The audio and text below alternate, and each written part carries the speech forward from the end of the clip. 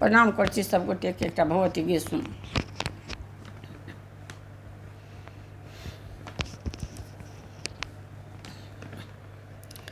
मैं गे परलौ पुत्र विपत्ति में, तू चुप किया बैसल छ गे।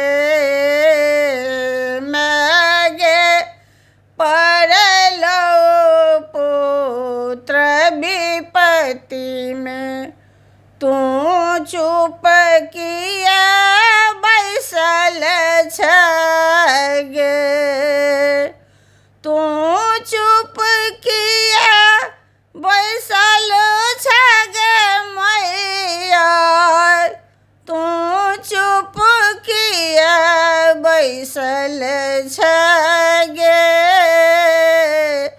मैं गे परलौ पुत्र विपत्ति में, तू चुप किया बैसल छ गे। मांगी न सोना चांदी, जग में दोसर के दानी। मांगी न सोना चांदी,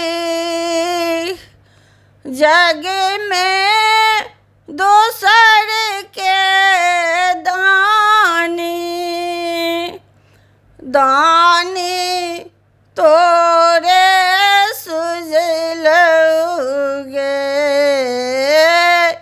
दानी तोरे सुझलौ गे।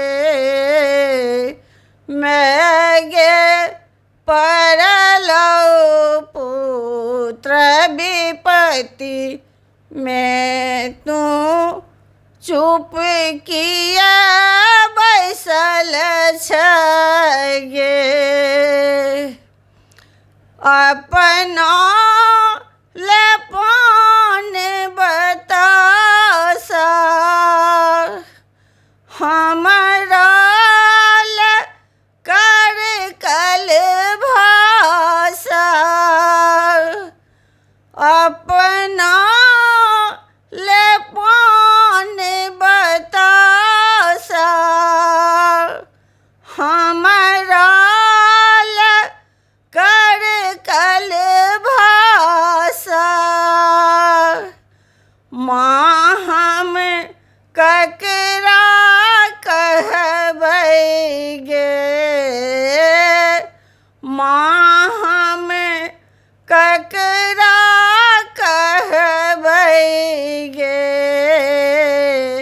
मैं गे परलौ पुत्र विपत्ति में, तू चुप किया बैसल छ गे।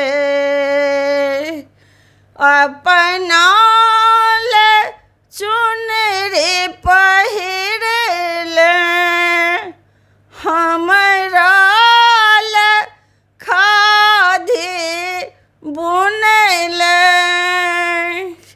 अपना ले चुनरी पहिरले, हमरा ले खादी बुनले।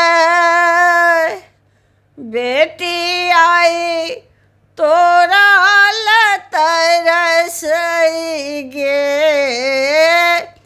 बेटी आई तोरा ले तरसै गे। आँखिया कहिया खोलबै गे, दर्शन कहिया देबै गे। मैं गे परलौ पुत्र विपत्ति में, तू चुप किया बैसल छ गे, तू चुप किया बैसल छ गे। धन्यवाद।